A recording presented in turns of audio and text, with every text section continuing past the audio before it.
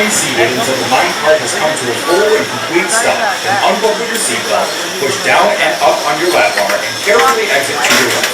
Be sure to stop at Gold Striker Gifts where you'll find treasures from your journey, and have the best day here in California's Great America.